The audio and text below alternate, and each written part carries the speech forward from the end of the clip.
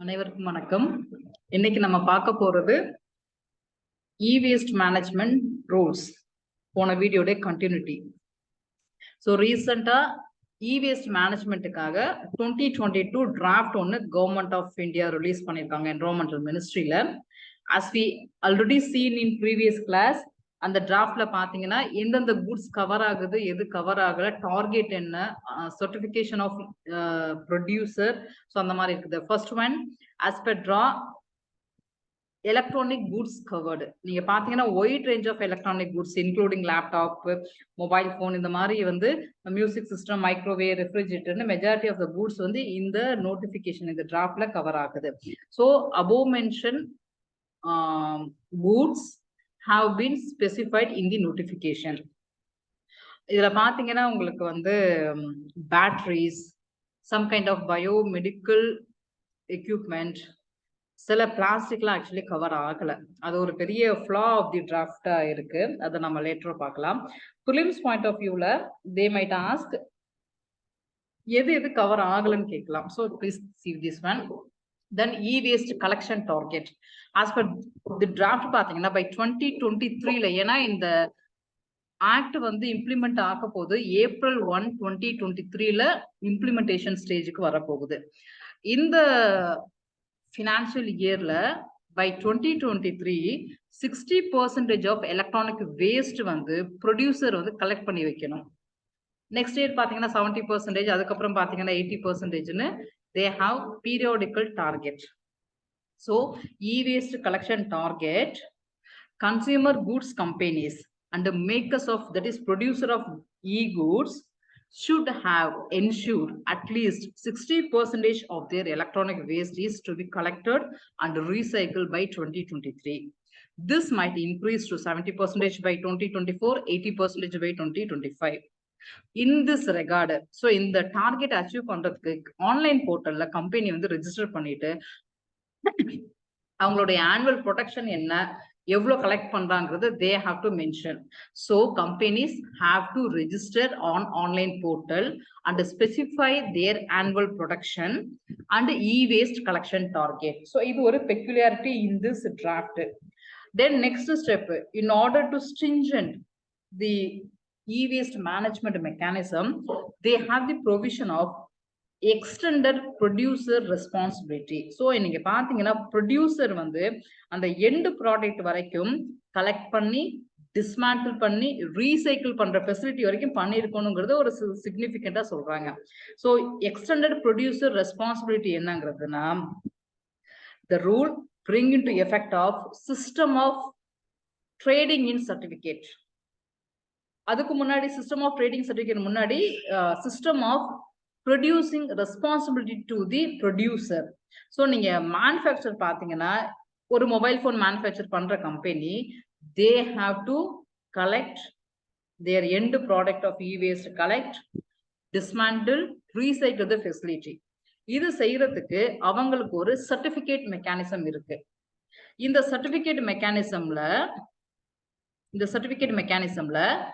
they have the responsibility எவ்வளோ quantity collect பண்ணணும், எவ்வளோ ரீசைக்கிள் பண்ணணும்னு இருக்கு. So responsibility certificate, it is the kind of certificate which certify the amount of e-waste collected, the amount of e-waste recycled in a particular year by a company or organization. It's a thing. So extended responsibilityங்கிறது என்னன்னா, producer வந்து அவங்களுடைய annual ப்ரொடக்ஷனை வந்து first online போர்ட்டல்ல register பண்ணிடணும். In addition to that they have to inform எவ்வளவு அவங்க ப்ரொடக்ஷன்ல எவ்வளோ அவங்க கலெக்ட் பண்ணி, டிஸ்மேண்டில் பண்ணி, ரீசைக்கிள் பண்ண போறாங்கிறதே சொல்லணும். இது ஒரு விஷயம். இன்னொரு ப்ரொவிஷன் என்னன்னா, அந்த இபிஆர் சர்டிபிகேட்லயே என்ன பண்ணிருக்காங்க, இது என்ன மெக்கானிசத்தில் இருக்குன்னா ட்ரேடிங் ஆப்ஷன் இருக்கு. உதாரணத்துக்கு கார்பன் கிரெடிட்னு நம்ம என்விரான்மெண்டல்ல படிச்சிருப்போம். அதாவது கார்பன் ஃபுட் பிரிண்ட்டை மீட் அவுட் பண்றதுக்காக கார்பன் கிரெடிட் மெக்கானிசம்னு ஒண்ணு இருக்கும். நீங்க உதாரணத்துக்கு பாத்தீங்கன்னா டெவலப்டு நேஷன் CO2 எமிஷனை கம்மி பண்றதுக்கு they have to make lot of things, but due to the some circumstance அந்த ஆஸ்பிரேஷன் அவங்களால அட்டைன் பண்ண முடியாததுனால அந்த ரெஸ்பான்சிபிலிட்டியை டெவலப்பிங் நேஷன்ட்ட கொடுத்துருவாங்க. உதாரணத்துக்கு அஃபாரஸ்டேஷன். நீங்க வந்து ஒரு டெவலப்ட் அமெரிக்கா மாதிரி ஒரு டெவலப்ட் நாட்டுல வந்து நீங்க நிறைய அஃபாரஸ்டேஷன் பண்ணி மரம் வளர்க்கறத காட்டிலும் ஒரு டெவலப்பிங் கண்ட்ரி, அண்டர் டெவலப்டு கண்ட்ரில நிறைய லேண்ட் இருக்கும், நிறைய அவங்க அஃபாரஸ்டேஷன் பண்ணுவாங்க. அட் த எண்ட் இந்த அஃபாரஸ்டேஷன் குளோபல் லெவல்ல CO2 எமிஷனை குறைக்கும். ஸோ டெவலப்டு நேஷனுடைய ரோலை டெவலப்பிங் நேஷன் செய்யறாங்க in the exchange of financial credit exchange.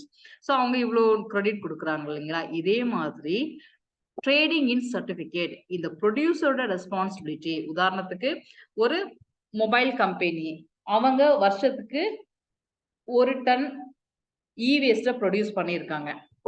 As per act படி தே have to collect, dismantle, recycle. But அவங்க டார்கெட்டை அட்டைன் பண்ண முடியல. இதுல வந்து பினாலிட்டி ப்ரொவிஷன் இருக்கு. ஒன்ஸ் டார்கெட் அட்டைன் பண்ணலன்னா they are subject to the penal. But அதை அவாய்ட் பண்றதுக்கு தே கேன் ட்ரேட் ஆஃப். அந்த இவங்களோட ரெஸ்பான்சிபிலிட்டியை இன்னொருத்தவங்கள்ட்ட கொடுத்துக்கிட்டு, that is they can trade thing அந்த எக்ஸ்சேஞ்ச் பண்ணிக்கலாம். That is it allow company to temporarily bridge their shortfall. So இந்த ஒரு ப்ரொவிஷன் இருக்கு. So the rule enable a system of trading in certificate like carbon credit that allow company to temporarily bridge shortfall. That is nothing but an organization may sell surplus quantity to another company to meet its obligation.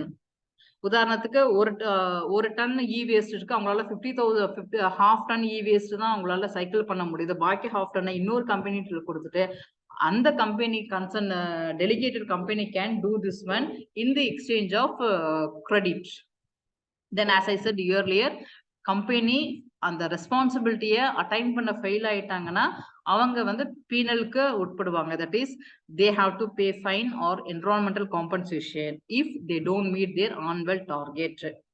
But the problem is அந்த எவ்வளோ penalty provision, இந்த quantum of fine பத்தி இந்த rule வந்து சைலண்டா இருக்கு. இது ஒரு மேஜர் இஷ்யூ.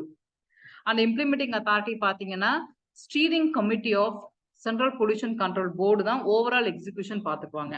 ஸோ சிபிசிபிக்கு மேஜர் ரோல் இருக்கு. இந்த சிபிசிபி என்ன செய்வாங்கன்னா, apart from this overall execution, it taking care of coordination of EPR certificate transaction. Because ஒரு கம்பெனி ரெஜிஸ்டர் பண்றாங்க, அவங்க EPR எவ்வளோ ஃபுல்ஃபில் பண்ணிருக்காங்களா பாக்குறதாகட்டும், இல்ல ஒரு கம்பெனி டு இன்னொரு கம்பெனி EPR வந்து உங்களுக்கு சப்போஸ் எக்ஸ்டெண்ட் ஆயிருக்குன்னா அந்த விஷயத்தை கோஆர்டினேட் பண்றதுங்கிற மாதிரி overall perspective central pollution control board கிட்ட இருக்கு. and ensure that enterprises fulfill their target. Then state government responsible பார்த்தோம்னா the major thing in e-waste management பாத்தீங்கன்னா health hazard of workers. நீங்க e-waste பாத்தீங்கன்னா இன்ஃபார்மல் செக்டார் தான் நிறைய நடந்துட்டு இருக்கு. ஒரு ஃபார்மல் இன்ஃப்ராஸ்ட்ரக்சர் ப்ரிமைசஸ்ல ஒரு ஸ்கில்டு ஒர்க்கர் ஒரு பாதுகாப்பான என்விரான்மெண்ட்ல இ-வேஸ்ட டிஸ்மேண்டில் பண்ணி ரீசைக்கிள் பண்றது கிடையாது டெவலப்பிங் நேஷன்ல, எஸ்பெஷலி இந்தியால. அது just dominant by informal sector. ஒரு ஜஸ்ட் லைக் தட், நீங்க ஒரு இரும்பு வந்து லைக் நம்ம வேஸ்டான இரும்பை வந்து நம்ம எப்படி ஒரு மெட்டலை ரீசைக்கிள் பண்றோமோ அதே மாதிரி தான் பண்றாங்க. ஸோ ஹெல்த் ஹசார்டுங்கிறது ஒரு மேஜர் இஷ்யூ. முக்கியமா பார்த்து போனா ஒரு ஈவன் தோ ஒரு பிலிம்ஸ்ல கேட்ட கொஸ்டின் தான், நீங்க இ-வேஸ்ட ரீசைக்கிள் பண்ணும் போதோ இல்ல to the worst case dismantle பண்ணும் போது கூட ரேடியேஷன் எமிட்டிங் மெட்டல்ஸ் அல்லது ரேடியேஷனே வந்து அந்த ஒர்க்கர்ஸ் மேல தாக்கும். So it is the worst thing in the management, e-waste management. So the responsibility of state government என்ன செய்யணும்னா, first thing வந்து government has to establish step to protect the health and safety workers working in e-waste dismantling and recycling facility, and also it should create industrial space for this kind of e-waste management. ஏன்னா e-waste managementக்கு ஒரு பக்கா infrastructure வேணும், ஒரு year marking spaces தேவைப்படுது. இப்போ informal செக்டர்ல என்ன செய்யறாங்க, just ஒரு இடத்துல இ-வேஸ்ட் டம்ப் பண்ணிட்டு ஜஸ்ட் லைக் தட் அதை டிஸ்மேண்டில் பண்றதுனால நிறைய ஹசார்டஸ் சப்ஸ்டன்ஸ் எமிட் ஆகுது, அதை சுவாசிக்கிறாங்க. அதை நாட் ஓன்லி இண்டிவிஜுவல் அஃபெக்ட் பண்றது மட்டும் இல்ல, அது என்வரான்மெண்ட்லயும் பாதிக்குது. So the thing is this act or draft ensure responsibility of the concerned government for the management of e-waste. Then restricted the use of hazardous substance. As we said earlier, e-waste, electronic waste, mobile phone ஆகட்டும், laptop ஆகட்டும், இப்போ நான் phone ஒரு 5 இயர்ஸ்க்கு வாங்கின phone அதை நான் தூக்கி போட்டாச்சு. இப்போ நம்ம கிட்டே அது போயிருக்கும். the end life of the phone பார்த்தீங்கன்னா அதில் யூஸ் பண்ண பேட்டரியில பார்த்தீங்கன்னா லித்தியம் இருக்கும், லெட் இருக்கும். ஸோ இதெல்லாம் உங்களுக்கு என்னன்னா ஹசார்டஸ் சப்ஸ்டன்ஸ். இப்போ இதை வந்து நீங்க ஃபர்தரா ப்ராசஸ் பண்றதுதான் ஒரு பெரிய challenging before management of e waste. இப்போ டிராஃப்டோ ஆக்டோ என்ன சொல்லுது, நீங்க ஹசார்டஸ் சப்ஸ்டன்ஸோட யூசேஜே நீங்க ரெஸ்ட்ரிக்ட் பண்ணிடுங்க. தட் இஸ், உதாரணத்துக்கு பாத்தீங்கன்னா ஓசோன் டெப்ளீஷனை கண்ட்ரோல் பண்றதுக்கு ஓசோன் டெப்ளீட்டிங் சப்ஸ்டன்ஸ், ஓசோன் அடுக்குல ஓட்டையை உருவாக்கக்கூடிய அந்த சப்ஸ்டன்ஸே நம்ம யூசேஜை குறைச்சிக்கிட்டோம். முன்னாடிலாம் ஏசி ரெஃப்ரிஜிரேட்டர்ல பாத்தீங்கன்னா ஃப்ரையான் கேஸ் ரொம்ப யூஸ் பண்ணியிருப்பாங்க. அந்த ஃப்ரையான் கேஸ் வந்து ரொம்ப ஈஸியா ஓலட்டைல் ஆயிடும். அதாவது கேஸ் வந்து டக்குன்னு ஆவியாகி அட்மாஸ்பியருக்கு போயிடும். அந்த கேஸ் என்ன பண்ணும், நேரா ஸ்ட்ராட்டோஸ்பியருக்கு போயிட்டு ஓசோன்ல ஓட்டப்படும். தென் ஒரு ஆஸ் பர் அந்த புரோட்டோகால் வந்த பிறகு அந்த ஓசோன் டெப்ளீட்டிங் சப்ஸ்டன்ஸ் உடைய மேனுஃபேக்சரிங் நிறைய குறைய ஆரம்பிச்சிச்சு. அதுக்கு சப்ஸ்டியூட்டா நிறைய சப்ஸ்டன்ஸ் கொண்டு வர ஆரம்பிச்சிட்டோம். இன் திஸ் லைன் இதே மாதிரி எதெல்லாம் என்விரான்மெண்ட்டுக்கு ஹசார்டஸ் இருக்கோ, பாதிப்பை ஏற்படுத்துமோ, தீங்கை விளைவிக்குமோ, உதாரணத்துக்கு லெட் ஆகட்டும், மெர்குரி ஆகட்டும், கேட்மியம் ஆகட்டும், அந்த வகையான சப்ஸ்டன்ஸை எலக்ட்ரிக்கல் அண்ட் எலக்ட்ரானிக் எக்யூப்மெண்ட்ல யூஸ் பண்ணாம முடிஞ்ச வரைக்கும் யூஸ் பண்றதை குறைக்கணும். இல்லாட்டி அதுக்கு பதிலா வேற சப்ஸ்டன்ஸோட யூசேஜை இன்க்ரீஸ் பண்ணணும் அப்படிங்கிறது தான் ஆக்ட் வந்து ரொம்ப கிளியரா சொல்லுது. Restricted the usage of hazardous substance such as lead, mercury, cadmium in manufacturing electrical electronic equipment which have adverse impact on human health and the environment. And also in addition to that, இந்த act ரொம்ப சவுண்டா மேனுஃபேக்சருக்கு ரோலை demarcate பண்ணியிருக்காங்க. முன்னாடி சொன்ன மாதிரி manufacturer online போர்ட்டல்ல ரெஜிஸ்டர் பண்ணணும், ஆனுவல் டார்கெட் அவங்க டாக்குமெண்ட் பண்ணணும். தென் பீரியாடிக்கலா அந்த targeted electronic electrical equipment that is e வேஸ்ட்டை கலெக்ட் பண்ணி டிஸ்மேண்டில் பண்ணி ரீசைக்கிள் பண்ற வரைக்கும் அவங்களுக்கு ஃபுல் ஸ்டேஜ் இருக்கு. So to be very precious, manufacturers make the end product recyclable. அவங்கள்ட்ட ஒரு ரெஸ்பான்சிபிலிட்டி கொடுத்தாச்சு. A component made by different manufacturer be compatible with each other. This point is vital with respect to manufacturer. For example, ஒரு phone இருக்கு. இந்த போன்ல வந்து ஒரே ஒரு ப்ராடக்ட் வச்சு அந்த போன் வச்சாங்க தயாரிச்சாங்கன்னா கிடையாது. அதுக்குள்ளார என் நம்பர் ஆஃப் திங்ஸ், பேட்டரி தனி, ஸ்கிரீன் தனி, இந்த பேட்டரிக்குள்ளார யூஸ் பண்ற லைக் மெட்டல்ஸோ நான் மெட்டல்ஸோ வேற. So the thing is, there is collective responsibility among manufacturers because different manufacturers produce an end product. For example, நீங்க அக்ரி பிரைமரி செக்டரை எடுத்துக்கிட்டோம்னா ஃபார்மர் உங்களுக்கு எண்ட் ப்ராடக்ட் ரைஸோ கிரெயின்ஸோ ப்ரொடியூஸ் பண்றாங்க. இதே செகண்டரி செக்டர் இண்டஸ்ட்ரி எடுத்துக்கிட்டீங்கன்னா, ஒரு ஹோட்டல்ல சாப்பிட்ற இட்லி ஆகுனா அதோட எண்ட் ப்ராடக்டை செகண்டரி இண்டஸ்ட்ரியோட எண்ட் ப்ராடக்டை ஒருத்தவங்க தயாரிச்சிருக்க மாட்டாங்க. ஃபார்மர் வந்து ரைஸ் விளைவிச்சிருப்பாங்க, அந்த ரைஸ் இன்டர்ன் மாவா இருக்கும், then it's become idli. So the thing is, number of manufacturer increase ஆகுறாங்க. இதே நீங்க டெர்ஷரி செக்டருக்கு வந்தீங்கன்னா இன்னும் இந்த செயின் இன்க்ரீஸ் ஆகிட்டே இருக்கும். So the thing is, when we go from primary, secondary, tertiary, tertiary sectors, the number of manufacturers will value added. So this act clearly demarcated that different kind of manufacturers should be coordinate and cooperate with each other regarding the recyclable of end product. So அவங்க என்ன அந்த goods they have to recycle பண்ணணும்னு சொல்லியிருக்காங்க. So it's a some of the provision of this draft. So ஒன்று நமக்கு டைரக்டா அந்த ப்ரொவிஷனை பத்தி கேட்கலாம் ப்ரிலிம்ஸ்ல. இதே மெயின்ஸ் பெர்ஸ்பெக்டிவ்ல இந்த ப்ரொவிஷன் இப்போ இந்த டிராஃப்ட் இருக்கு. இந்த டிராஃப்டோடைய issues, I mean is there any problem இந்த டிராஃப்ட்னு பார்த்தோம்னா, ஆப்வியஸ்லி வி கேன் சே பெனால்ட்டின்னு சொல்லியாச்சு, பட் எவ்வளோ பெனால்ட்டின்னு சொல்லலை. எலக்ட்ரானிக் குட்ஸ் என்ன கவர் ஆகுதுன்னு சொல்லியிருக்காங்க. அட் த சேம் டைம் கவரேஜே ஆகாத இ குட்ஸ் எல்லாம் இருக்கு. ஸோ அதோடைய ஃபேட், அதனால வரக்கூடிய பாதிப்புக்கு ஒரு பெரிய கொஸ்டின் மார்க் இருக்கு. தென் ஈவன் தோ கலெக்ஷன் டார்கெட் எல்லாம் சொன்னா கூட ரெகுலேட்டரி மெக்கானிசம் ரெஸ்பான்சிபிலிட்டி அவங்க ஃபிக்ஸே பண்ணல. ஸோ இந்த மாதிரி சின்ன சின்ன லூப் ஹோல்ஸ் இந்த டிராஃப்ட்ல இருக்கு, இந்த ஆக்ட்ல இருக்கு. ஆக்சுவலி ஏப்ரல் 2023 இது இம்ப்ளிமெண்ட் பண்ண போறாங்க. So the defect or concern problem அப்படி இந்த ஆக்ட்ல என்ன இருக்கு, ஜென்ரலா இ வேஸ்ட்டை பொறுத்த வரைக்கும் நமக்கு என்ன knowledge, for example India as a developing nation, what is our knowledge, what is our experience, our wisdom regarding this e-waste management, என்ன issue அதுல இருக்கு, how do we overcome this kind of challenges, next ஒரு broader perspective we can see. So come to the point, concern in the effective implementation of e-waste management act இருக்கலாம்.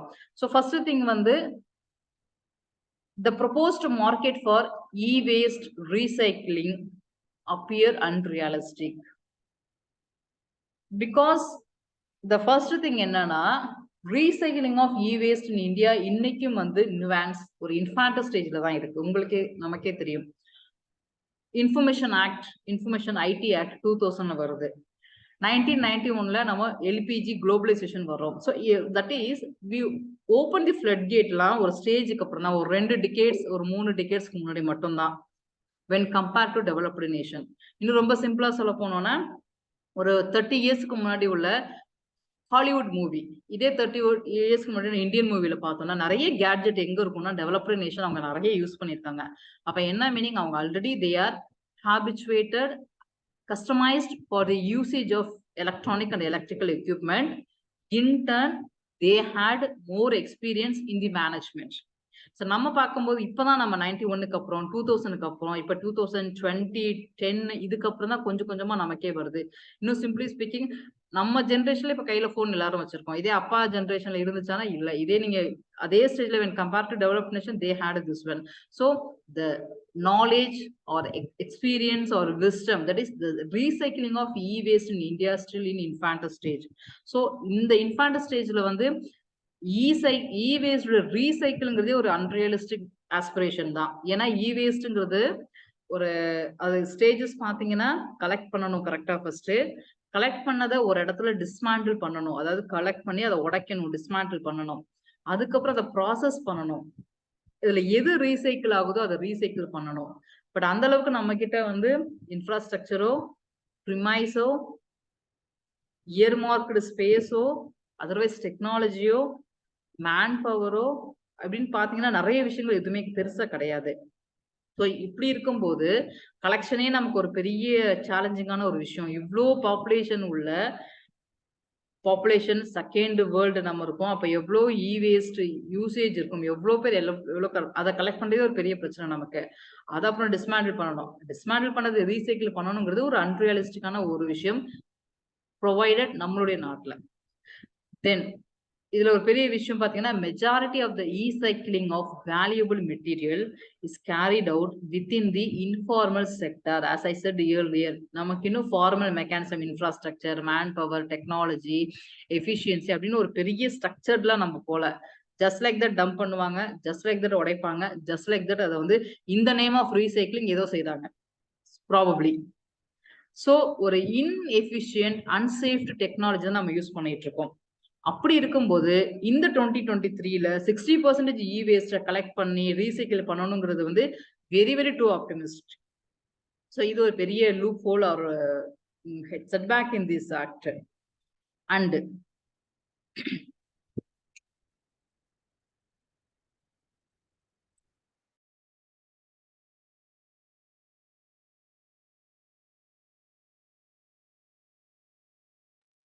if the regulatory target were to create a vibrant market for recycling, but draft silence on registered collector, dismantler, producer, responsibility organization and all.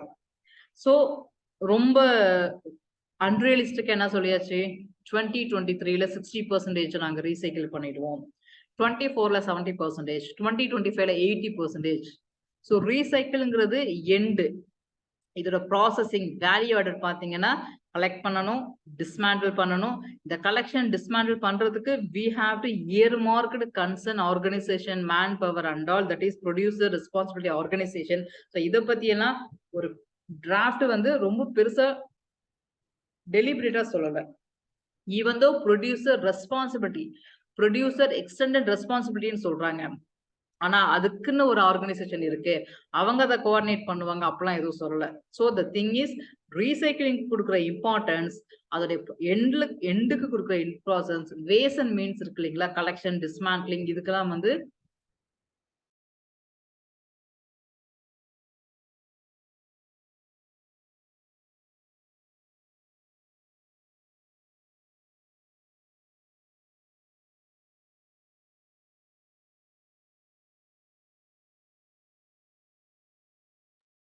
so there is inadequate regulation, enforcement and penal laws.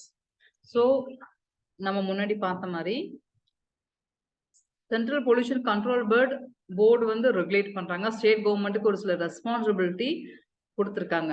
But pure regulatory mechanism, enforcement agency, இதை பத்தி ஒரு கிளாரிட்டியும் இல்லை, ஒரு பெரிய ஒரு full சிங்ல யாரும் இல்லை. To the worsen penalty provision கொடுத்தாச்சு, எவ்வளோ பெனால்டி, யாருக்கு, அந்த எதுவுமே கிளியரா இல்லை. Then to be very surprise, இ-வேஸ்டுக்குரிய இன்ஃப்ராஸ்ட்ரக்சர் நம்மகிட்ட பெருசா கிடையாது. Poor infrastructure for e waste management. And very pathetic என்னன்னா, lack of awareness among various stakeholders. So e waste மேனேஜ்மெண்ட்ங்கிறது வந்து இன்க்ளூடிங் எண்ட் யூசருக்கு கூட அது தெரிஞ்சிருக்கணும். That is a very important. For example, நான் மொபைல் ஃபோன் யூஸ் பண்றேன், I am an end user. I am supposed to have the knowledge or education about in the electronic goods after the usage, இது எப்படி வேஸ்டா மாறும், இதுல இருந்து என்ன radiation வருங்கிறத ஒரு சின்ன ஒரு விஷயங்கள் எண்ட் யூசருக்கு நம்ம தெரியணும். இது இல்லாம இதோடைய எல்லா ஸ்டேக் ஹோல்டர்ஸ் ப்ரொடியூஸ் பண்றதுலேருந்து, ஏன்னா கண்டிப்பா ஒரு சிங்கிள் ப்ரொடியூசரா இருக்க போறது இல்ல, மல்டிபிள் மேனுஃபேக்சரர்ஸ் இருப்பாங்க. ஸோ இந்த கலெக்டிவ் ரெஸ்பான்சிபிலிட்டி இதெல்லாம் வந்து இவங்க எல்லாருக்குமே ஒரு கிளாரிட்டி வேணும். பட் இன்னைக்குமே வந்து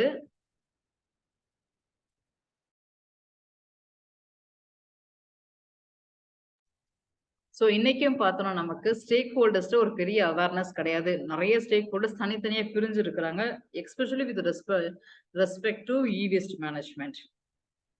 and as we already know that இந்த e-waste management இன்னைக்கு இன்ஃபார்மல் செக்டர்ல தான் டாமினேட் ஆயிட்டு இருக்கு. அப்போ என்விரான்மெண்டலி அன்சஸ்டைனபிள் மெக்கானிசம் தான் இருக்கு.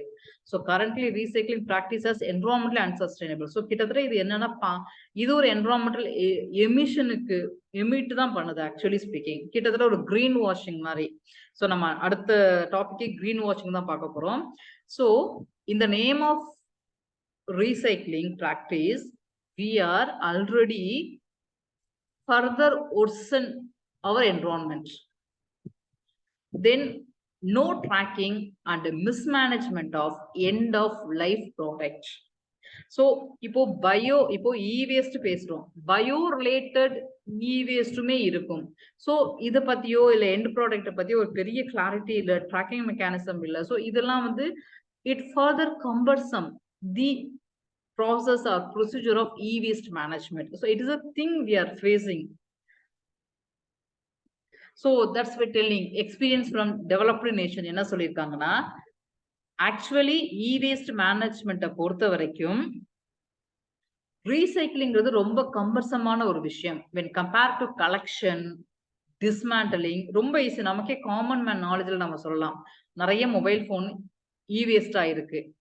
ஸோ இப்போ இதை இ-வேஸ்ட் மேனேஜ் பண்ணணும். அந்த மொபைல் ஃபோனை கலெக்ட் பண்ணுறது ஓரளவு கலெக்ட் பண்ணிடலாம், ஈவன் தோ அதுவும் கஷ்டம் தான். பிகாஸ் நான் முன்னாடி சொன்ன மாதிரி நம்ம அவ்வளோ பாப்புலேஷன்ல எவ்வளோ பேர் யூஸ் பண்ணுற எலக்ட்ரானிக் எக்யூப்மெண்ட் நம்ம கலெக்ட் பண்ணுறதுங்கிறது ஒரு பெரிய சேலஞ்ச். நமக்கு ஓகே கலெக்ட் பண்ணியாச்சு, அதுக்கு ஒரு பெரிய நாலேஜோ ஒரு பெருசாக தேவையில்ல, அப்படியே கலெக்ட் பண்ணுறோம். டிஸ்மேண்டில் ஓகே, ஒரு இடத்துல டிஸ்மேண்டில் போட்டு உடச்சாச்சு, ஓகே ஃபைன். அதை அடுத்து ரீசைக்கிள் பண்ணுறதுங்கிறது மட்டும்தான் பெரிய சேலஞ்ச். டெக்னிக்கலி ஸ்கில் பர்சன் வேணும், அதுக்கான இன்ஃப்ரா வேணும். ஸோ இது ஒரு பெரிய மெக்கானிசம் இது. பட் நம்ம ரொம்ப டூ மச் ஆப்டிமிஸ்டிக்கா அந்த டிராஃப்ட்ல என்ன சொல்லிட்டோம், 60% 2023 ரீசைக்கிளே பண்ணிடுவோம்னு சொல்லியாச்சு. ஃபர்ஸ்ட் அட்டம்ப்ட்லயே நம்ம இன்டர்வியூ முடிச்சு நம்ம கண்டிப்பா சர்வீஸ் வாங்கலாம், இல்லைன்னு சொல்ல வரல. But any have somewhat too optimistic this one. So experience from European nations suggest recycling target likely more difficult for the regulator to monitor and enforce compared to collection target. ஏன்னா proper recycling is important. தென் இதே recycle அடுத்த ஒரு பெரிய question ஒன்று வரும். Recycle பண்ணும்போது நீங்க காம்பனண்ட்டை ப்ராடக்டை இண்டிவிஜுவலா பார்க்க போறோமா, அக்ரிகேட்டா பார்க்க போறோமா? ஏன்னா recycling involves technology, it involves cost, it involves manpower, நிறைய விஷயங்கள் இருக்கு. ஸோ இதை பத்தி வந்து அந்த ஆக்ட்ல that is the act silent over this kind of things, deciding whether recycling target apply to every component of e-waste or applies to aggregate waste of e-waste, because technological complexity, cost involvement would be vary by every component or aggregation. So இப்படி பார்க்கும்போது again ஒரு பெரிய question mark, how do we take forward this recycling ஒரு பெரிய கேள்வி ஒன்று வருது. Then steering committee, CPCB உடைய pollution control board steering committee overall பார்க்கறாங்கன்னு சொல்லியாச்சு. பட் இந்த steering committeeல there is a lack of representative from civil society organization, from academic people, from science people. There is a lack of representation for the, it's a cause of concern for overall, because steering committee should have various stakeholders in order to have effective implementation. But in reality there is lack of representation. So இது ஒரு issue இருக்கு.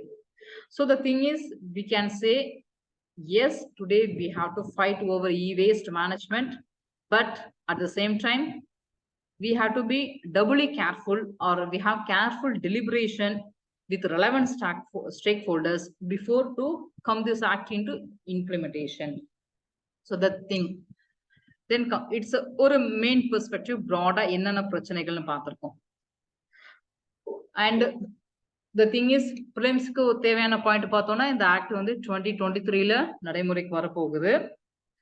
So it applies to every manufacturer, producer, dismantler, recycler, அதுல transfer, எல்லா கேட்டகரியிலுமே வந்துடுறாங்க. இந்த rule எதுக்கு apply ஆகாதுன்னா waste batteries, packaging plastic, micro enterprises, radioactive waste as not covered. ஓகேங்களா? இது நமக்கு தெரிஞ்சுக்கணும், எது எது கவர்ட் ஆகலங்கிறது we have to know. And ஒரு சின்ன ஒரு திங் என்னன்னா, ஒன்ஸ் ஏப்ரல் 2023க்கு அப்புறம் இந்த ஆக்ட் நடைமுறைக்கு வந்த பிறகு, ஃபார் எக்ஸாம்பிள் ஒரு நியூ எலக்ட்ரிக்கல் எலக்ட்ரானிக் எக்யூப்மெண்ட்டை இம்போர்ட் பண்றோம், மார்க்கெட்டுக்கு கொண்டு வரோம். அந்த எக்யூப்மெண்ட் வந்து இந்த ஆக்டோட கம்பைல்ஸ் ஆகல அப்படின்னா, that is manufacturer have to withdraw all supply from the மார்க்கெட்டுங்கிறது ஒரு சின்ன ஒரு ஒரு ஹிக்கப் இன் தி ஆக்ட்னு மேனுஃபேக்சர் பெர்ஸ்பெக்டிவ்ல யோசிக்கிறாங்க. So it's a broad thing about current affairs. So goods coverage in the act, that is draft, collection target, extended producer responsibility, their certification, penalty provision, implementing authority, responsibility authority, and restrict the use of hazardous substance, role of manufacturers, problems in this management pathona, again our poor infrastructure via infant stage, and regulation enforcement பத்தி ஒரு inadequate இருக்கிறது, awareness, environment insustainability, mismanagement, and like ambiguity over recycling target, lack of representation from steering committee. So இதெல்லாம் வந்து ஒரு பெரிய இஷ்யூஸா இருக்கு. So இதோட current portion over. So conventionally speaking, what is e-waste, என்ன பிரச்சனை e-waste நம்ம ஃபேஸ் பண்றோம்னு ஜஸ்ட் ஒரு bird view. So e-waste is nothing but electrical, electronic equipment, whole or in part. It's important. So ஒரு மொபைல் ஃபோன் வந்து நீங்க அது mobile ஃபோன்ல வந்து அது ஃபுல்லா e-waste இருக்கணும் அவசியம் இல்லை, பார்ட்டா கூட இருக்கலாம். மொபைல் ஃபோன் ஃபுல் e-waste தான், மற்ற விஷயத்துக்கு சொல்ல வரேன். In part discarded as waste, that is rejected from manufacturing, refurbishment and repair process. ஒண்ணுக்கு உதவாது, அதை ரீசைக்கிள் தான் பண்ணணுங்கிற அளவுக்கு வர்றது e-waste. ஸோ இந்தியா பொறுத்த வரைக்கும் India emerges third largest e-waste producer after China, US. So இதெல்லாம் சின்ன சின்ன பாயிண்ட் நமக்கு ஃபேக்ட் ஒருவேளை பிலிம்ஸ்ல கேட்கலாம். ஸோ பாத்தீங்கன்னா 4 மில்லியன் டன் e-waste நம்ம ப்ரொடியூஸ் பண்றோம். 2050 பாத்தீங்கன்னா அது 40 fold இன்னும் இன்க்ரீஸ் ஆக வாய்ப்பு இருக்கு. இதுல இவேஸ்ட்லயே பாத்தீங்கன்னா நம்ம மொபைல் போன் எலக்ட்ரானிக் வரும்போது கம்ப்யூட்டர் டிவைஸ் தான் major e waste production. That is computer device account for 70% annual e waste production. அதுக்கப்புறம் டெலிகாம் செக்டார், அந்த SIM card, dongle, medical equipment, நம்ம இன்சுலின்ல இருந்து போடுற எவ்ரிதிங், அண்ட் எலக்ட்ரிக் எக்யூப்மெண்ட். இதுல வெரி அன்பார்ச்சுனேட்லி 1.5% இவேஸ்ட் மட்டும் தான் ரீசைக்கிள் பண்ணப்படுது ப்ரொஃபஷனலா ஃபார்மல் செக்டார் மூலியமா. That is only 1.5% of e-waste generated in India recycled through institutional mechanism, institutional process. Rest of the majority பாத்தீங்கன்னா இன்ஃபார்மலா கலெக்ட் பண்ணி டிஸ்மேண்டில் பண்ணி சும்மா விட்டுறாங்க. So then which state has potentiality to undertake this kind of e-waste management? பாத்தீங்கன்னா UP, Uttarakhand, Tamil Nadu, Haryana are among the state that have a bigger capacity to dismantle and recycle e-waste. So global state பாத்தோம்னா according to UN in 2021 each person produce average ஒரு 8 kilo e-waste நம்ம ரெகுலரா produce பண்ணிட்டு இருக்கோம். So இதுல பாத்தீங்கன்னா நிறைய hazardous சப்ஸ்டன்ஸ்லாம் நிறைய இருக்கும். தட்ஸ் வை எனக்கு ஆக்ட்ல கிளியரா சொல்லியிருப்பாங்க, ரெஸ்ட்ரிக்டட் யூசேஜ் ஆஃப் ஹசார்டஸ் சப்ஸ்டன்ஸ்னே சொல்லியிருப்பாங்க. ஸோ யுஎன்ஏபி கூட 2015 ரிப்போர்ட் கொடுத்துருக்காங்க, 60 to 90% ஆஃப் வேர்ல்டு இ-வேஸ்ட் வந்து இல்லீகலா டம்ப் ஆகுது. எஸ்பெஷலி டெவலப்டு நேஷன்ல உருவாகிற இ-வேஸ்ட் பாத்தீங்கன்னா டெவலப்பிங் அண்டர் டெவலப்டு நேஷன்ல ஜஸ்ட் லைக் தட் டம்ப் பண்ணிட்டு அந்த மக்கள்கிட்ட ஜஸ்ட் லைக் தட் ஹெல்த் ஹசார்டை கிரியேட் பண்றாங்க. So just fact for your bird view. Then some ஒரு general point பார்த்தோம்னா முன்னாடி பார்த்ததான் டிராஃப்ட்ல உள்ளதை பார்த்தோம். இப்போ வந்து காமனா பாக்குறோம் இஷ்யூஸ் ஆஃப் இ-வேஸ்ட் இன் இந்தியா. ஏன் வந்து நம்ம இன்னும் 1.5% இ-வேஸ்ட் தான் ஜென்ரேட் பண்ற இ-வேஸ்ட் ரீசைக்கிள் பண்றோம். மெஜாரிட்டி பாத்தீங்கன்னா இன்னும் 98.5 வரைக்கும் நம்ம ஏன் பண்றது இல்லை, என்ன பிரச்சனை? முன்னாடி டிராஃப்ட்ல பார்த்த குறைபாடுகள் தான் இப்ப கிட்டத்தட்ட வரும். First lack of infrastructure. உங்கள்கிட்ட கேட்டா நம்மளே சொல்லிட்டோம், இன்ஃப்ராஸ்ட்ரக்சர் இல்ல, மேன் பவர் இல்ல, அதுக்கான ஸ்கில் இல்ல, டெக்னாலஜி இல்ல, ப்ரொவிஷன் பெருசா இல்ல, ஸ்டேக் ஹோல்டர்ஸ் இன்வால்வ்மெண்ட் இல்லன்னு நிறைய சொல்றோம் பாத்தீங்களா. இன்னொன்னு இந்த வந்து மத்த வேஸ்ட் மேனேஜ்மெண்ட், இப்ப சாலிட் வேஸ்ட் மேனேஜ்மெண்ட் பண்றோம், லிக்விட் வேஸ்ட் மேனேஜ்மெண்ட் பண்றோம், அது வந்து பெருசா ஹெல்த் ஹசார்ட் பண்ணுமானா பண்ணாது. இ வேஸ்ட் மேனேஜ்மெண்ட்ங்கிறது it has potential to create health hazardness. ஏன்னா அந்த ரேடியேஷன் எமிஷன், ஸோ இதெல்லாம் ஒரு பெரிய ப்ராப்ளம் நமக்கு. அதை தான் இப்ப பார்க்க போறோம். First lack of infrastructure.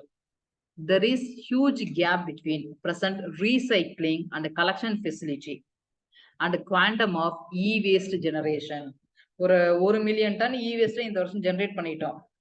Collect பண்றதே ஒரு 0.5 மில்லியன் டன்னா இருக்கும். அந்த ரீசைக்கிள் பண்றது பார்த்தோம்னா 110 கூட கிடையாது. ஆஸ் பர் ரிப்போர்ட் படி பாத்தீங்கன்னா இட்ஸ் 1/100 தான் இருக்கு. ஸோ த திங் இஸ் நிறைய ஜெனரேட் பண்றோம் இ-வேஸ்ட், பட் அதை ப்ராசஸ் பண்றதே நம்ம கிடையாது. பிகாஸ் நம்ம கிட்ட அதுக்கான அதை கலெக்ட் பண்றதுக்கான ஃபெசிலிட்டி இல்ல. கலெக்ட் பண்ணதை ஒரு ப்ரிமைசஸ்ல ஒரு ஏர்மார்க் இண்டஸ்ட்ரியல் ஸ்பேஸ்ல வைக்கிற இன்ஃப்ரா கூட நம்மகிட்ட இல்ல. Then issue of health hazards. ஏன்னா e waste contains thousands toxic material, whether lead, mercury, கேட்மியம்னு நிறைய டாக்ஸிக் சப்ஸ்டன்ஸ் வரும். இது வந்து கண்டமினேஷனை கிரியேட் பண்ணும். Ground water contamination, solid contamination. Sometimes நீங்க இ-வேஸ்ட் நம்ம லைக் பர்ன் பண்ணும்போது ஏர் கண்டமினேஷன் பொல்யூட்டன் கூட ஏற்படும். ஸோ இதுல நம்ம எக்ஸ்போஷர் ஆகும்போது we might suffer from like of respiratory problem வரலாம், அண்ட் நியூரோலஜிக்கல் இம்பேலன்சஸ் ஏற்படலாம், சம்டைம்ஸ் சைக்கலாஜிக்கல் இஃபெக்ட் ஏற்படலாம். ஸோ இந்த ஒரு விஷயம் தான் உங்களுக்கு வந்து பெரிய பிரச்சனை. இன்னைக்கும் பாத்தீங்கன்னா to be very sad and surprise is அந்த ரீசைக்கிளர், இன்ஃபார்மல் செக்டார்ல உள்ள ரீசைக்கிளர் அந்த இ-வேஸ்ட் டிஸ்மேண்டில் பண்றவங்க கண்டிப்பா புவர் பீப்புளா இருப்பாங்க. They might suffer from long term disease, neurological disease, kidney failure, liver problem, kind of டிசார்டர்லுக்கு அவங்க உள்ளாக்குறாங்க. So the thing is e waste contains over thousands toxic material which contaminate soil and groundwater. So exposure to this can cause headache, irritability, nausea, vomiting and eye pain. So they may suffer from kind of disorder, liver, kidney, neurological. And இன்னொரு விஷயம் பெருசா இந்தியால பார்த்தோம்னா norms, inadequate norms. For example, the nodal body on excise and custom laxity protocol resources, expertise, differentiate between e-waste and second hand goods. So நம்மகிட்ட அந்த ஒரு exact புரோட்டோகால்ங்கிறது இல்லாம இருக்கு. அப்புறம் lack of awareness. நீங்க எல்லா ஸ்டேக் ஹோல்டர்ஸ் அவேர்னஸும் கம்மி, எண்ட் யூசருக்கே அவேர்னஸ் கம்மி. இப்ப நம்மளே ஒரு எண்ட் யூசர் அஸ் அ இப்போ வாட்ச் பண்ணிட்டு இருக்க ஒவ்வொரு ஆஸ்பிரண்ட்டுமே ஒரு end user of e waste in fact. So we have to know that. இப்போ நிறைய ஒரு ஃபோன் இருந்தா மோர் தென் இனஃப். இப்போ நம்ம 2 ஃபோன் வைக்கிறோம், ஸோ அன்னெசரியா எலக்ட்ரானிக் வேஸ்ட் ஜென்ரேட் பண்றோம். ஸோ நமக்கே ஒரு எண்ட் யூசருக்கு ஒரு அவேர்னஸ் வேணும். அதுக்கப்புறம் வந்து ப்ரொடியூஸ் பண்றவங்களுக்கு, அதை ப்ராசஸ் பண்றவங்களுக்கு அடுத்த அவேர்னஸ் தேவைப்படுது. So consumer lack market information and prices for e waste and various component. Apart from this, they have few financial incentive for disposing their e waste. இப்பெல்லாம் பயோ வேஸ்ட் டிஸ்போசல் நம்மளே இப்போ experience பண்றோம். வீடுகள்ல குப்பை கட்டுறோம். Just like that biodegradable, bio non degradable ரெண்டையும் சேர்த்து ஒன்னா கொட்டிட முடியுமா நம்ம இப்போ? கண்டிப்பா முடியாது. ஸோ செக்ரிகேட் பண்ணி இன்னைக்கு நம்ம we are disposing waste, whether biodegradable, bio non. So அந்த அளவுக்கு நம்ம ஒரு சின்ன ஒரு நாலேஜ், ஒரு எஜுகேஷன் இருக்கு. சப்போஸ் செக்ரிகேட் பண்ணாட்டி பெனால்டி ப்ரொவிஷன் அட்ராக்ட் ஆகுது. இல்ல கரெக்டா பண்ணா financial incentive for not for end user. இப்போ நம்ம டிஸ்போஸ் பண்ண நமக்கு வர போறது இல்லை. It kind of financial appreciations manufacture லெவல்ல அவங்களுக்கு ஏதாவது வரலாம். நான் சொல்றது பயோ டீக்ரேடபிள்காக சொல்ல வரல, பொதுவா இ வேஸ்ட் மேனேஜ்மெண்ட்டுக்காக சொல்ல வரேன். ஸோ இங்க நம்மளை பொறுத்த வரைக்கும் ஃபர்ஸ்ட் திங் அவேர்னஸ் இல்லை. இப்போ மேனுஃபேக்சருக்கு ரெஸ்பான்சிபிலிட்டி ஃபிக்ஸ் பண்ணியாச்சு. ஸோ அவங்க கலெக்ட் பண்றாங்க, டிஸ்மேண்டில் பண்றாங்க, ரீசைக்கிள் பண்றாங்க. இந்த ப்ராசஸ் தொடர்பான ஒருவேளை ஃபினான்ஷியல் இன்சென்டிவ்ஸ் அதை ப்ராப்பரா ரெஸ்பான்சிபிளா டிஸ்போஸ் பண்றதுக்கான ப்ரொவிஷன் எல்லாம் நம்ம கிட்ட இல்ல. Why we emphasis this financial incentive? நீங்க டெவலப்டு நேஷன்ல இந்த மாதிரி டோக்கன் ஆஃப் அப்ரிசியேஷன் எல்லாம் இருக்கு. And effect of environment. நீங்க பயோ சாரி இ வேஸ்ட்ங்கிறது வந்து நமக்கு கிட்டத்தட்ட ஒரு பொட்டன்ஷியல் திங். ஏன்னா நீங்க ஏர் பொல்யூஷன், வாட்டர் பொல்யூஷன்ங்கிற மாதிரி எல்லா இக்காலஜி பெர்ஸ்பெக்டிவ்லயுமே நீங்க ஏர் ஆகட்டும், வாட்டர் ஆகட்டும், சாயில் ஆகட்டும், எல்லாமே பாத்தீங்கன்னா இந்த இ வேஸ்ட்னால பொல்யூட் ஆயிடுது. So it has major effect on environment. So it has dear cost. ரொம்ப அதிகமான விலையை நம்ம கொடுக்க வேண்டியதா இருக்கு. இ வேஸ்ட் நம்ம ஜஸ்ட் லைக் தட் நம்ம சைக்கிள் ஐ மீன் சரியா நம்ம வந்து ரீசைக்ளிங் பண்ணாட்டி என்விரான்மெண்டோட காஸ்ட் ரொம்ப ஜாஸ்தி. அதுக்கு நம்ம கொடுக்கக்கூடிய விலைகள், அந்த காஸ்ட்ங்கிறது ஃபார் எக்ஸாம்பிள் கிளைமேட் சேஞ்சா இருக்கலாம், குளோபல் வார்மிங்கா மாறலாம், இல்ல to the worst case again ஓஷன்ல டிப்ளீஷன் ஏற்படுத்தலாம். ஸோ இந்த மாதிரியான விஷயங்கள் இது ஏற்படுத்தும். So e waste is an potential environmental hazard. ஆக்சுவலா அது என்விரான்மெண்டல் டிசாஸ்டர் தான் சொல்லணும். ஏன்னா நம்ம வந்து இஷ்டத்துக்கு இ வேஸ்ட் ஜென்ரேட் பண்ணிட்டு இருக்கோம், அதை கரெக்டா ரீசைக்கிள் பண்றது கிடையாது, டம்ப் பண்ணிடுறோம். அது இன்டர்ன் வந்து என்விரான்மெண்டல்ல ஒரு பெரிய டிசாஸ்டர் ஏற்படுத்திட்டு இருக்கு. So for example it may cause ground water contamination, acidification of soil. ஏன்னா நீங்க e waste just like that நீங்க வந்து மண்ணுக்குள்ளே போட்டு புதைச்சிருங்கன்னு வைக்கலாம். அந்த உதாரணத்துக்கு ஒரு போன் இ வேஸ்ட், அந்த போன்ல பேட்டரியில ஆசிட் இருக்கும். ஏன்னா பேட்டரிங்கிறது வந்து உங்களுக்கு வந்து positive cation, anion, positive negative இருக்கும். ஸோ ஆசிட் பேஸ் எல்லாம் பாத்தீங்கன்னா இது சம்பந்தப்பட்டதான். So probably it's might create ஒரு H+ கிரியேட் பண்ணி உங்க சாயில வந்து அசிடிஃபிகேஷன் ஆக்கலாம். ஸோ சாயில்ல வந்து அசிடிஃபிகேஷன், அல்கலைன் பேலன்ஸ் இருந்தாதான் விளைச்சல் வரும். அமிலமும் காரமும் ஓரளவுக்கு இருக்கணும். நம்ம உடம்புல எப்படி உங்களுக்கு வந்து ஆசிட் அண்ட் அல்கலைன் பேஸ் கரெக்டா இருக்கணுமோ அந்த மாதிரி இருக்கணும். இது அசிடிஃபிகேஷன் ஆஃப் சாயில் ஆயிடுச்சுன்னா நமக்கு ப்ரொடக்டிவிட்டி இருக்காது, ஏர் பொல்யூஷன் ஏற்படலாம். ஏன்னா நீங்க பிளாஸ்டிக்கோ நீங்க இல்ல சில ரெமினண்ட்டை பர்ன் பண்ணும்போது ஆட்டோமேட்டிக்கா டைரக்டா அந்த டாக்ஸிக் எலமெண்ட் வந்து அட்மாஸ்பியருக்கே போயிடும். ஸோ இந்த மாதிரியான air pollution, water pollution, ground water contamination, soil pollution, இந்த மாதிரியான விஷயங்களை இ வேஸ்ட் ஏற்படுத்துது. And lack of private partnership. ஆக்சுவலா இ வேஸ்ட்ங்கிறது நமக்கே ரொம்ப புதுசு தான் இந்தியாவை பொறுத்த வரைக்கும். இங்க பாத்தீங்கன்னா பப்ளிக் பிரைவேட் பார்ட்னர்ஷிப்ங்கிற ஒரு விஷயம் இன்னும் பெருசா வரல. ஸோ அப்படி வரும்போது நமக்கு லைக் இன்வெஸ்ட்மெண்ட் கிடைக்கும், இன்னும் நல்லா இன்ஃப்ராஸ்ட்ரக்சர் கிடைக்கலாம், டெக்னாலஜி கிடைக்கலாம். So because transfer of technology, financial handholding இதெல்லாம் அது மூலயமா கிடைக்கும். So but still we are awaiting for this one. So e-waste recycling is a relatively new business for us. So the potential lack of information on cost effective recycling technology act as a market barrier. Again, it's a very valid thing. என்னன்னா நீங்க e-waste manage பண்றதுக்கு நம்ம ஏன் 1.5% தான் பண்றோம், பாக்கி 98.5% சும்மா தான் இருக்கிறோம்னா காஸ்ட் எஃபெக்டிவ்னஸும் ஒன் ஆஃப் த ரீசன். நீங்க வந்து ஒரு 10 ரூபாய்க்கு e-waste ஜென்ரேட் பண்ணி இருக்கு, 10 ரூபாய் மதிப்பான e-waste இருக்கு, அதை நீங்க ப்ராசஸ் பண்றதுக்கு ஒரு 1000 ரூபாய் ஆகுது. யார் பண்ணுவாங்க? ஸோ அந்த காஸ்ட் எஃபெக்டிவ்னஸ்ங்கிறது இப்போ so further we need research and development. நிறைய ரிசர்ச் பண்ணி ஒரு cost effective have suppose to have some new mechanism. So இதெல்லாம் ஒரு இஷ்யூஸ். இந்த இஷ்யூங்கிறது இதுல வந்து எப்போதுமே இதெல்லாம் மைண்ட்ல வைங்க. இது இல்லாம நம்ம இன்னும் we can added more. For example வந்து இதுல இல்லாத பாயிண்ட் சொல்ல போனோம்னா நம்ம கிட்ட டெக்னாலஜி, அடிக்குவேட் டெக்னாலஜி கிடையாது, ஸ்கில்டு மேன் பவர் கிடையாது. ஸோ இவேஸ்ட்ங்கிறது ஒரு சயின்ஸ். நீங்க பயோ வேஸ்ட் மேனேஜ் பண்றது வந்து நீங்க ஜஸ்ட் லைக் தட் டிஸ்போஸ் பண்ண முடியாது. It has a kind of protocol. நீங்க ஹாஸ்பிட்டல்லாம் போனீங்கன்னா போட்டிருப்பாங்க ரெட் ப்ரோட்டோகால்லாம் போட்டிருப்பாங்க இல்லைங்களா? ஸோ இந்த மாதிரி நமக்கு ஸ்கில்டு மேன் பவர் தேவைப்படுறாங்க, இதுக்கான டெக்னாலஜி நமக்கு தேவைப்படுது. ஸோ தென் வந்து என்ஃபோர்ஸ்மெண்ட் அங்கே முன்னாடி பார்த்த மாதிரி தான் ஒரு கரெக்டான regulatory mechanism, single regulatory mechanism, enforcement agencies. So இந்த மாதிரியான ப்ரொவிஷன்ஸ் எல்லாம் நம்மள்ட்ட இல்லாம இருக்கிறதுனாலதான் நம்ம பின்தங்கி இருக்கிறோம். ஸோ நமக்கு சப்போஸ் நீங்க ஒரு லைக் இன்னும் பாயிண்ட் நிறைய கொடுக்கணும்னு நினைச்சோம்னா டிராஃப்டோடைய ஹேண்டிகேப்னஸ், ஷார்ட் கமிங் பார்த்தோம் இல்லைங்களா? அந்த ஷார்ட் கமிங்ல உள்ள சில பாயிண்ட் கூட we can take. So this is the perspective of e-waste.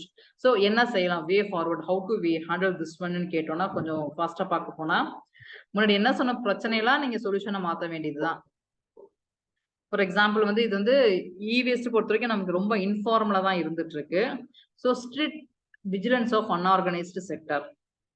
So unorganised sector இன்ஃபார்மலா இ-வேஸ்ட் மேனேஜ்மெண்ட் இருக்குது, நம்ம கரெக்டாக விஜிலன்ட் பண்ணலாம். அதுக்கான சூப்பர்விஷன் மானிட்டரி கொண்டு வந்தாலே கிட்டத்தட்ட பிரச்சனை சால்வ் ஆயிடும்.